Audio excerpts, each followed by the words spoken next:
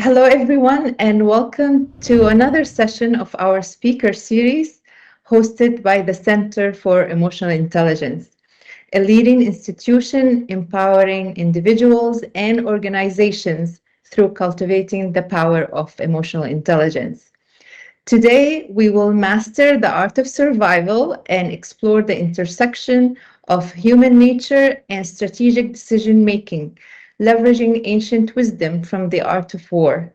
Our expert speaker, Mr. Brian Calaway, will guide us through the HALT framework, uncovering how emotions impact survival, decision making, and growth. Please join me in welcoming Mr. Brian Calloway. Brian, the floor is all yours. Yeah, so I learned how to be, even that I was had the ability to be emotionally intelligent from a crucible. And that crucible was my 17 years in high conflict family court and a long court battle on custody and um, parental rights and decision making for my daughter. And my daughter's mother was highly well funded, and the family court system is not well. How I figured out the judges went, you're lying and you're lying, and I'm going to try to make the best decision I can. And in the judgments that they and the tools that they have are having parenting evaluations, parenting coordinators, and forensic investigators. And I went through them all. And the bias is for biological or, you know, for one parent rather than the other. And men tend to be not the ideal uh, model for parenting. And so I had to develop an emotional intelligence that allowed me to overcome and survive in this rather hostile world. And in doing that, I realized that just like with intelligence is the ability to adapt to change. And I quickly realized that I was going through these roller coaster emotions. So every time the parenting custody thing would change, I would have to mourn it. And in that, I realized that I would become, that I would denial I can do this and, it's okay. And then I'd become, um, angry about it. And then I would start to go, well, what could I do? Could I do this or that? And pretty soon I'd just be, all right. And then I'd acceptance and go on with hope. And after that happened quite a few times, I discovered that that was the pattern and realized, and then I did some research and found it, oh, that is the actual cycles of grief. And so I realized that I had to mourn all these changes in my life that kept coming at me. And to be able to function as holistically and presently as I possibly could for my daughter and through this whole system, I had to start becoming very aware of my emotional states. And when I wasn't, you know, and completely aware and present, I'd have to go through. I discovered the HALT system, which is about am I hungry? Am I angry? Am I lonely? Am I tired? And start to work on those. And if I was hungry, I'd have to eat. And if I was getting tired, I needed to work on my sleep schedule and really do a lot of self-care hygiene so that I could be present and not make mistakes. So I had to be more than human. And, And after a while, I get to practice, and practicing this. And every time that I'd have a parenting coordinating meeting, that I was the one that wasn't angry. I was the one that wasn't flustered. I was the one that was present. And when things would change, that I could adapt to those and accept and go, okay, I can move on and not fight and not try to make things the way they used to be.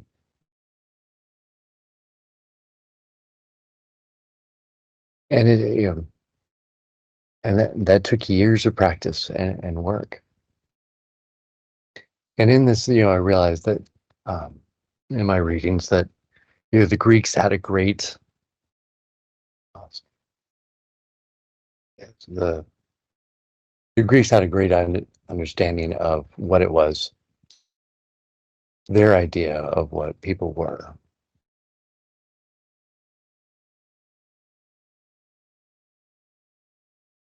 Is they had the metaphor of a chariot was a human, and the horses were the emotions and the drives, and the chariot was the body, and then the driver was the mind. And it's really hard, and then that drives us down the track of our lives. And it's really hard to move a chariot if you have really weak horses. And it's really hard to move the chariot if you're malnourished and underslept and the chariot doesn't work well, no matter how strong your mind is. So it's having this balance between having healthy emotions and knowing where and a good chariot and a strong mind, so then you can guide your emotions down your track of life, because no one likes a chariot driver that can't control their horses and their horses run wild. Which brings a great metaphor of when people tell you to hold your horses, common saying out here in the West, is it really means to be stable, to stable your horses. But without the drive of those horses, you don't go anywhere. And so you can't really suppress your emotions, but to bring them in harmony with your chariot and your mind and the path where you're going. And then one of my favorite books is Zen and the Art of Motorcycle Maintenance, which really helped me on this quest, which is about the inquiry and the values and quality. And in that story on his discovery of self and quality and not just meaning, is that he had the metaphor of that we are more like a steam engine, and that our emotions are the fire which heat the water of our gumption, which produce the steam that pushes our physical pistons, turn our wheels down the track of quality, that pull along all of our boxcars of learned knowledge and past experiences down our track of quality of where we want to go in life.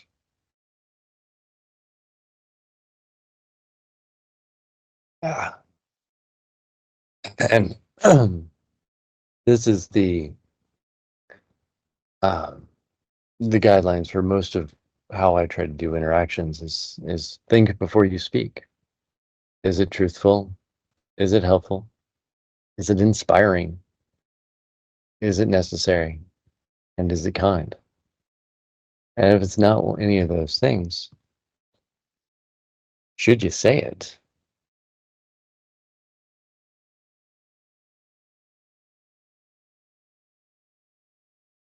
And that, and having that ability to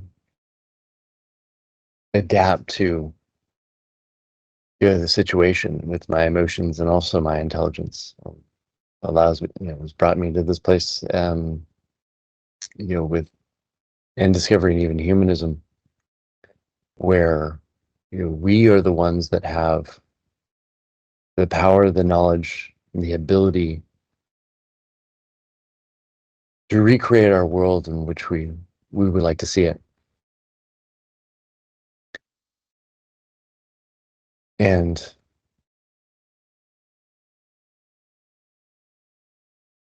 yeah, so that was a lot quicker than I anticipated, but I was pretty brief on that.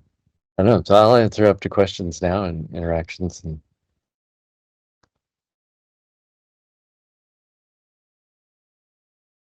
I have a question, Brian. Can you sure. expand on the HALT framework? Like, how does it affect your decision making? Does it take you to a survival mode or take you out of survival mode? Can you tell us more about it? Oh, yes, excellent. So thank you. So yeah, there's the three levels that we really are. There's the apathetic, the emotional, and the intelligence. And so at the apathetic, the appetite, the survival mode is if we don't have one of those needs or all of those needs met, it's a harder time to go up into the higher levels. And so like there was even a great study about uh, they put people on calorie restricted diets down to less than 1,500 calories a day. And all they did was think about recipes and food, and it pretty much took up all their bandwidth. And so when we're hungry, it, like there's commercials about like, don't get hangry, because when you get hungry, you start to look for food, and then if you don't have that, well, you have to mourn that, and so you deny. Like I can go without some food for a while longer, and then you get angry, and then you have to start to even mourn that. And loneliness is such a, you know, because we are a social animal, and that even young ones will forgo food, you know, for comfort of others. And it's so much more important than our our society gives it credit for, than being able to belong and accepted and be known. And so and tired, we can't even think right, or let alone interact well with others. So to really work on those base four things, then we can start to move out of the survival modes into our higher selves.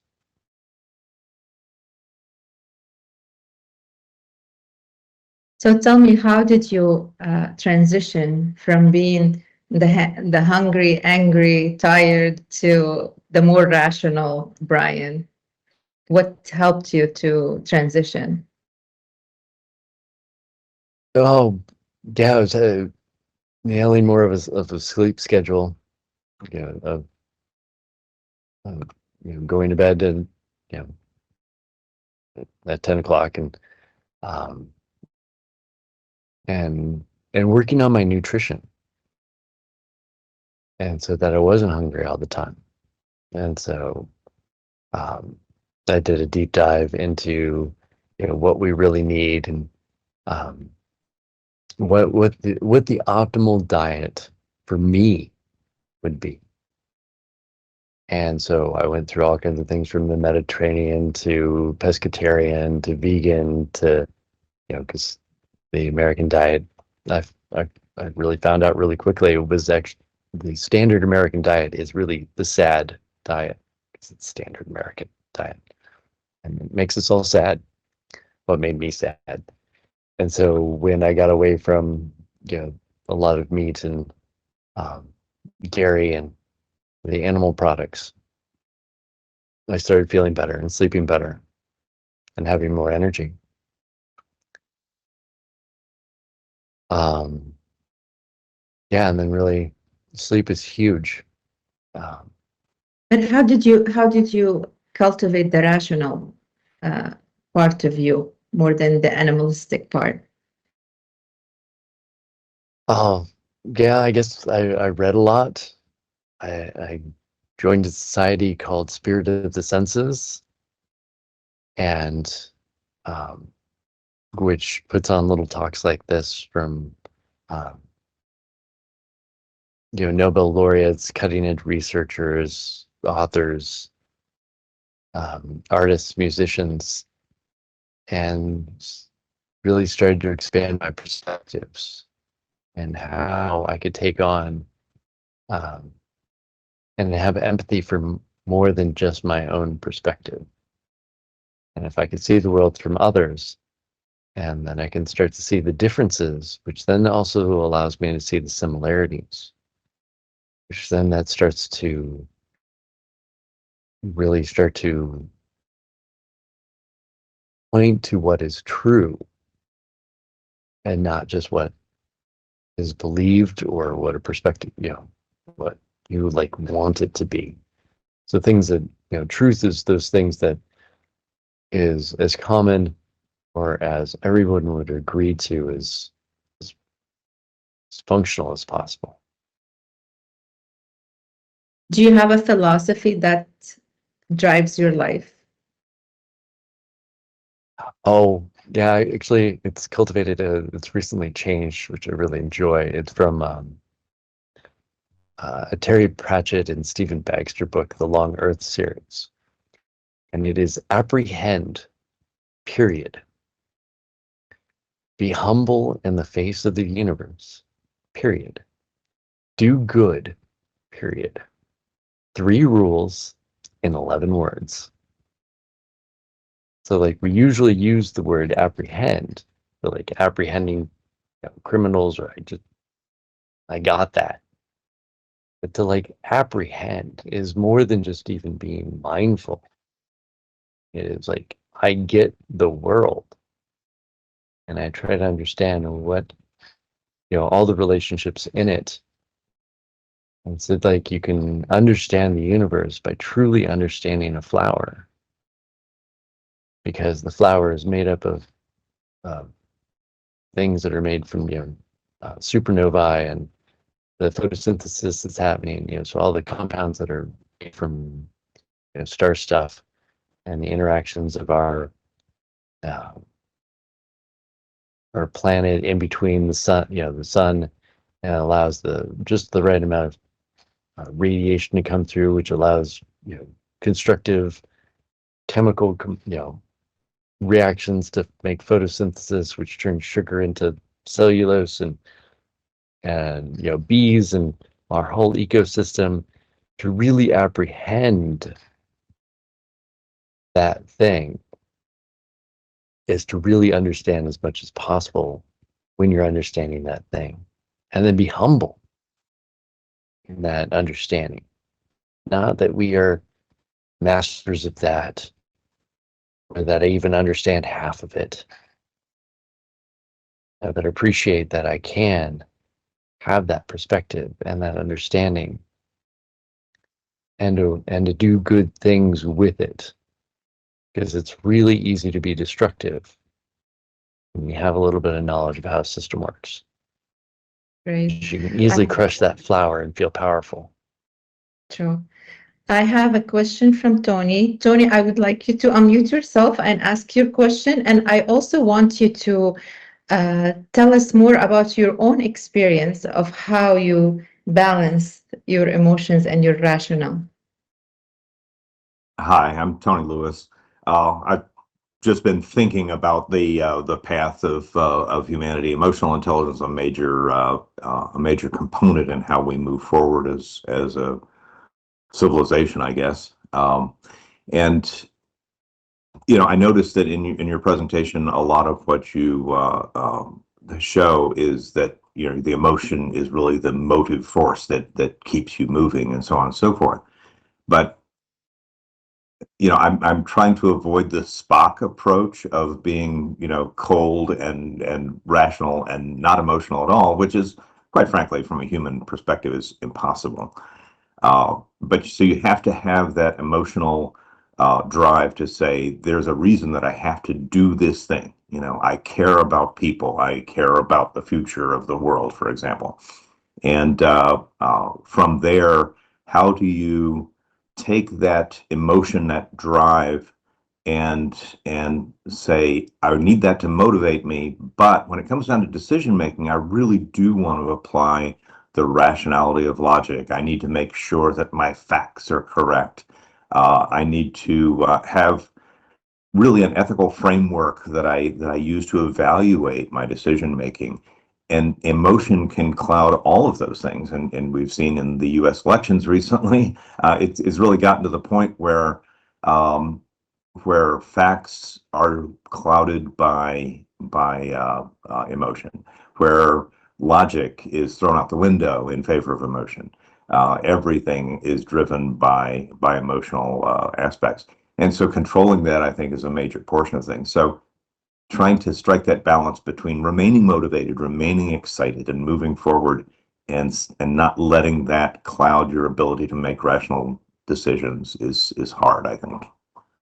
And certainly, Maslow talks about the hierarchy of need. You're really talking about all these things that I have to have food, I have to, food and water and sleep, and all those things that you're talking about. Those are necessary in order to make your machine work, as you pointed out, so that you can be functional and make those decisions. But like I said, emotion can certainly override that machine's ability to work properly. Right. And I love that you brought up Maslow's hierarchy of needs. And I personally hate Maslow's hierarchy of needs of how we teach it. It was not how Maslow wanted it. And what's really interesting is in that pyramid, all the social, emotional, and physical things that we need to get to self-actualize. So what we're talking about is, how do we self-actualize in being our creative, moral, ultimate selves? And what's really interesting is I've seen in a lot of people that I've seen and I've read their books and that got to that self-actualized, that they had a hole somewhere.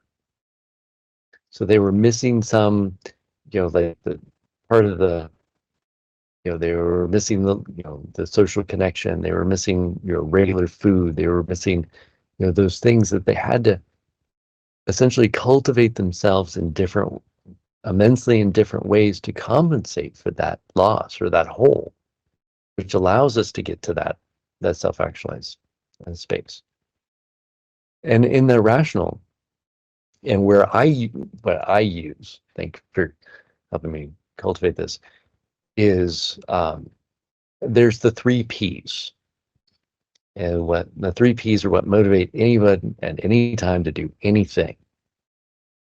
And they're power, property, and prestige. And so power is really choice. To get away from the illiterate, the 3 Ps. Power is choice. It's what we can choose to do. And then our properties is really our resources. So how we choose to use our resources, our time, money, talent, energy, physical things, and how we get recognized, our prestige, is how we get recognized by those that we want to be recognized by. And so, like, when we deal with the emotions, like, when I go to buy a car, well, if I want to be like, such a big guy, well, I get the Lamborghini, completely irrational car, great for emotions, feeds right back into like my prestige of like, I'm important. But if we didn't have any emotions, we would all be driving little smart cars, living in tiny homes, like not doing much. And so where do you find, you have to find your balance between, how much prestige you want to try to get recognized by, for how minimal, our rational selves, because rationality, well, logically, we shouldn't want that.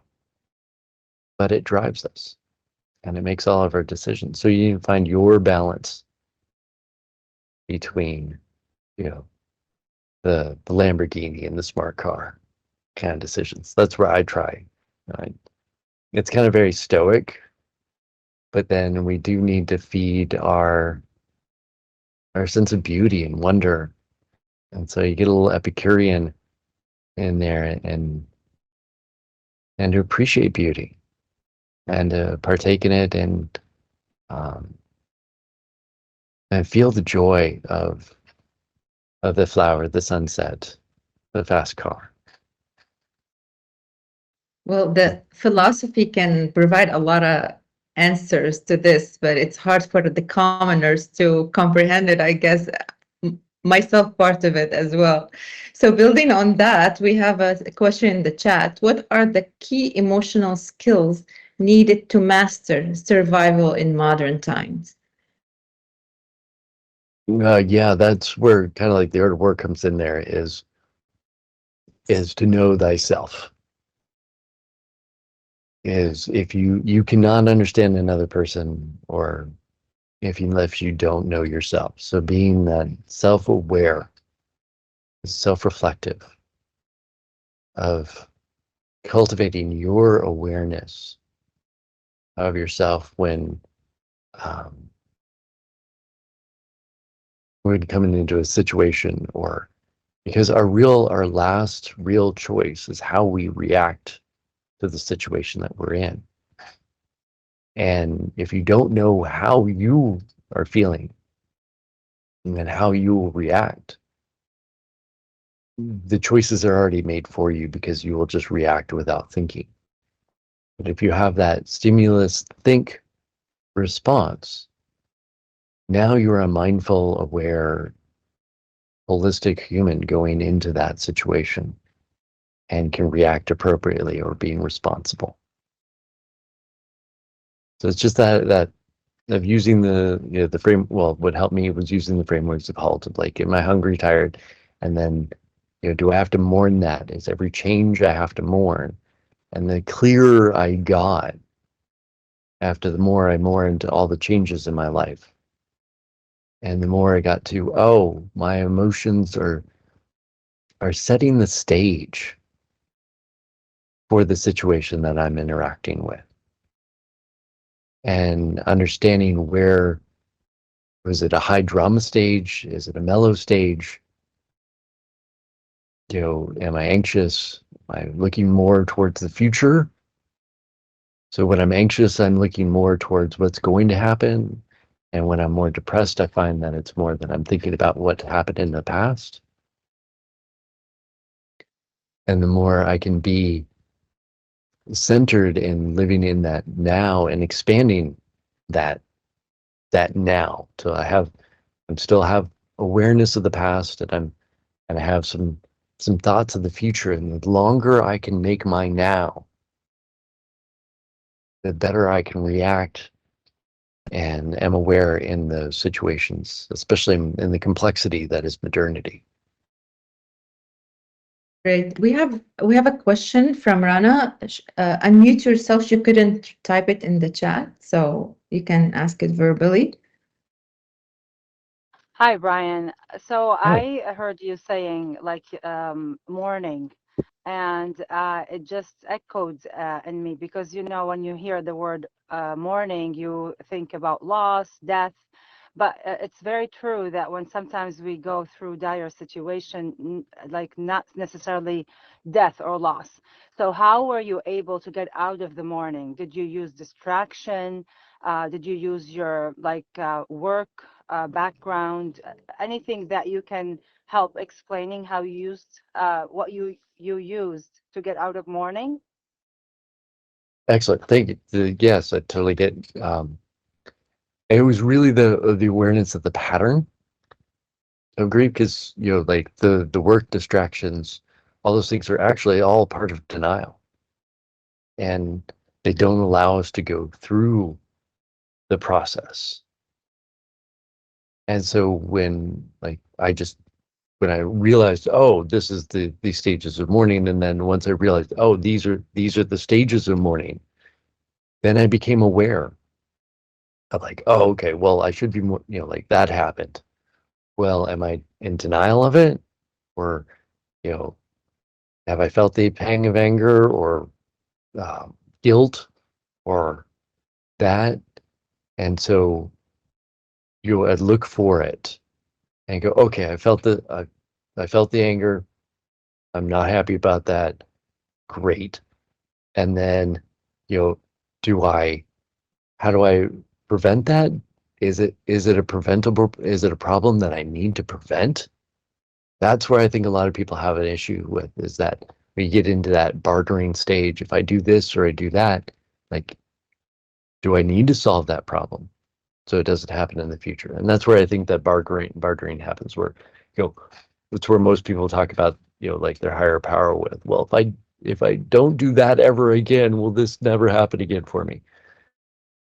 But it's really that ability, it's that stage where our brain is emotionally charged to put energy into solving a problem.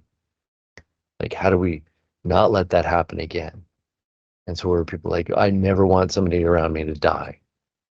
Or where I see it all the time is where my routine is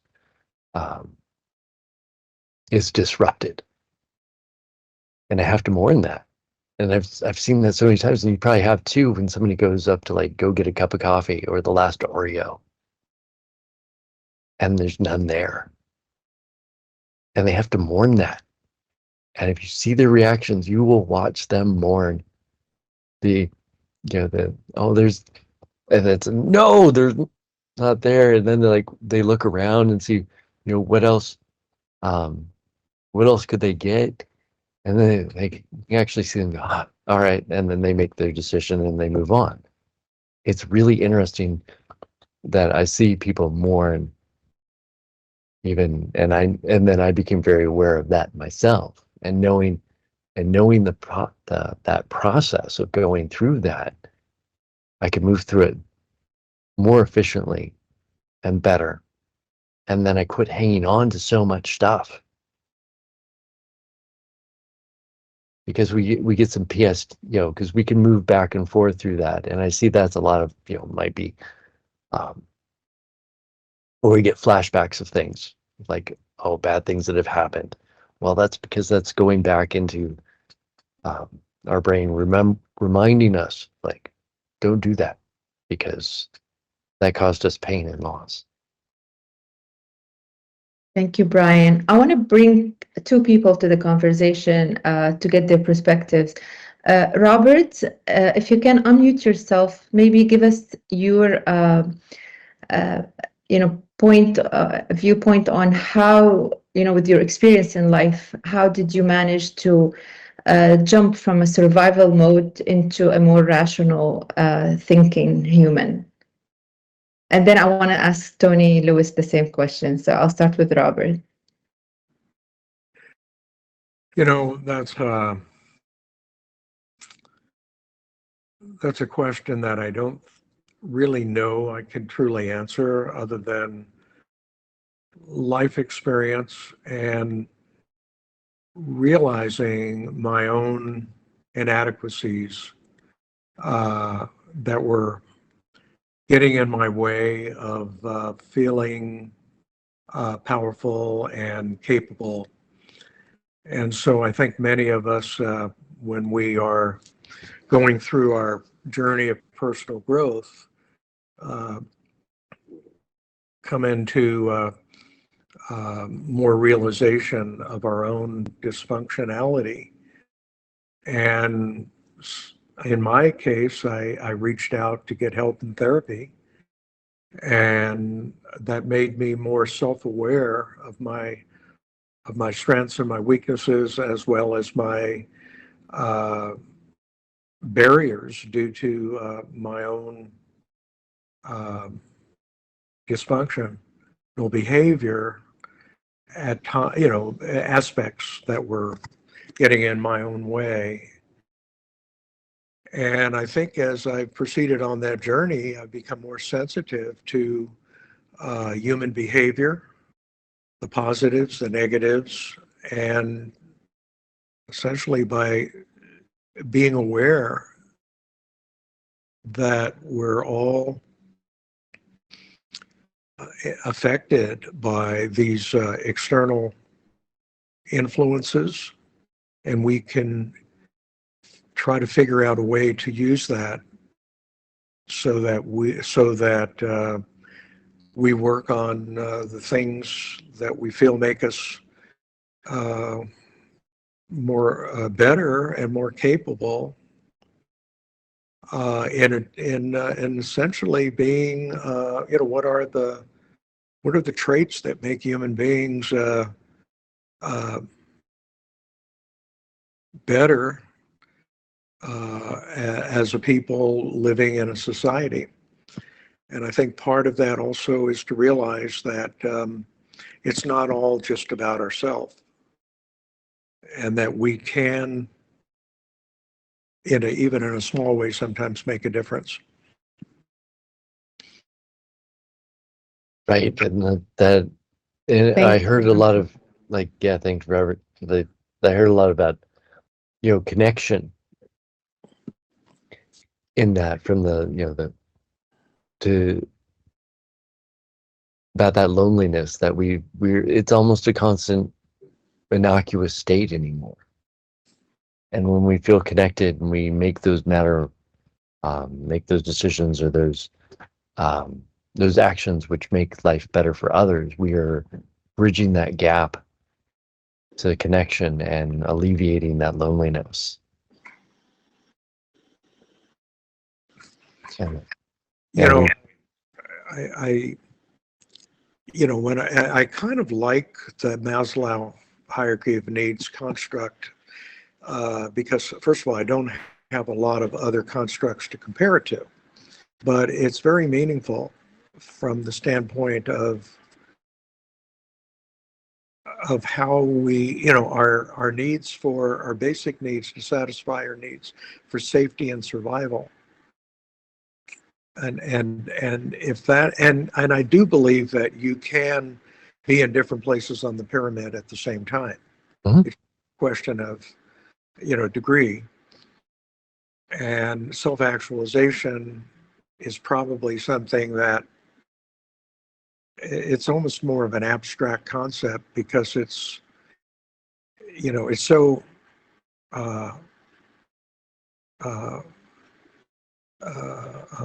aspirational in terms of a goal that we really don't know if we'll ever achieve it. Which is really interesting because thanks for bringing that back, because I was just reading an article a while back about Maslow and when he was developing that, he was working with traditional societies, and he actually noticed that the society of the group, the tribe or whatever, took care of all the physicals, all the physical, emotional needs were always met. And really the individual was expected to become self-actualized first, because in traditional societies, they turn that pyramid is actually upside down, where everything else is taken care of. You're always in connection. You're always fed, like in a group. And so it is about your expression and you becoming the best you that actually makes the society better, and it is really well valued. And it's just kind of interesting that our modern society has flipped that upside down, and that we think of that as an abstract concept, when traditional societies, that is the base of their existence. Yeah, very interesting that we became more individualistic, and that made us even more closer to our emotions than to our rationale, I guess. Tony, I would like to hear your opinion on the question I asked. Boy, can you rephrase that so that I can try to direct my response? So from your experience, and your experience is long, I would like to know, how did you move from just being a survival, focused human to a more intellectual and rational human? So I've always sort of prided myself on being rational and intelligent, and I'm a sponge for information. So I have a lot of facts available and so on. But but really, I found, especially when I was younger, my emotions drove a lot of my behaviors. The classic teenage angst and beyond. I've kept that well past my teenage years. And then the other thing that I really notice is that my ability to be rational, to think clearly, as Brian has pointed out, if I'm not getting a lot of sleep, if I'm not doing those things, I'm not able to do that well. But I spend a lot of time, outward thinking, let's say. So instead of looking at um, strictly myself, I just do spend a lot of time thinking about where I am in the world. But I spend a lot of time thinking about where the world is, and that's one of my biggest frustrations is watching.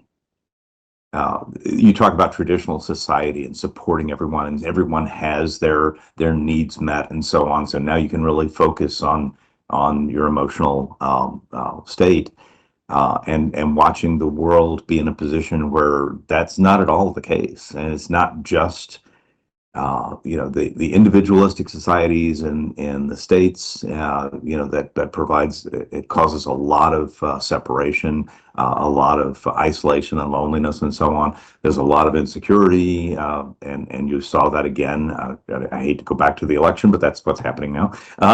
And where people allow that to drive their emotional state. The fact that, I'm not comfortable being able to pay the bills and so on and so forth. So when you have those stressors, it really becomes difficult to think in that sort of broader sense. You tend to be quite inward focused.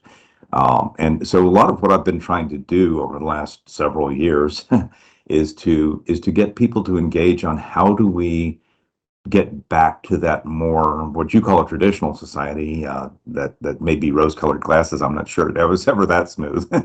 But how do we get to that point where society as a whole is supportive and we can eliminate those concerns? And I found that people love to complain. They love to be upset about where they are, and it always is very inward focused. And I don't know how to pull people out of that. I think that's the big thing right now, is how do you get people thinking beyond just, I have this specific problem right now, and how do we all make things better? Because I think to a great extent, solving my problem is really rooted in solving everyone's problem. So that may be Yeah. over idealistic. I'm not sure. No, I love that, because you reminded me of a few things of that, like in Andrew Yang's book War on Normal People was the first I that alluded, and then I found that there's some actual real studies on this, that there is a biological difference between um, people that react to things from scarcity or from abundance. And so we can actually scan your amygdala and kind of know if you're a conservative or a liberal, or if you look things from scarcity or from abundance. And so if you react to things from fear first, then you're acting things from scarcities. And that's a really interesting thing. But of course, that's biologically, but that also can come from our biological predispositions for those, and then our our situations, and our nurture, either foster it or derail it. Then I just derailed my own thought.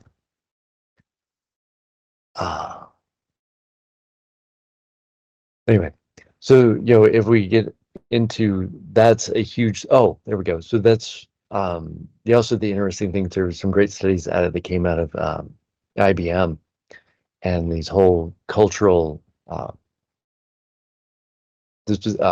scales that came out, like Americans are, versus the West versus the East. There's independent versus collective scale. Like the Americans score like a 93 out of 100 on the independent scale. which is like 2 standard deviations away from the next highest one, which is like a 69.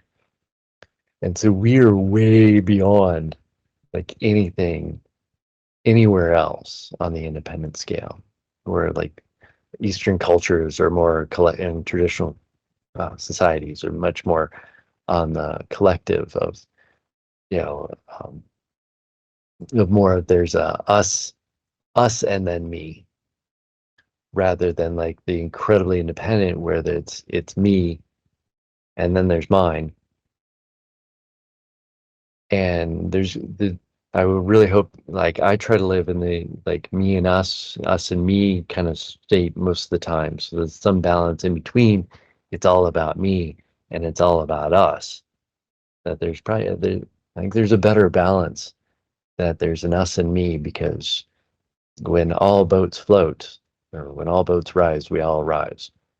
When everybody's doing good, so am I. Which is a completely different perspective than what we see a lot in the West, of that, as long as I'm doing good, whatever everybody else. But if we all do well, I think that's, I try to live my life in a little bit more of, if everybody's happy, or if everybody's happier, I'm happy. Well, if you're happy, we're happy too. About our emotional state and our rational state, there is this metaphor of the rider and the elephant. So our emotional states is depicted as an elephant. It's huge, it's powerful, but it is also impulsive. And the rider is our rational side, where it's trying to control this elephant, and it's not as strong and it's weak.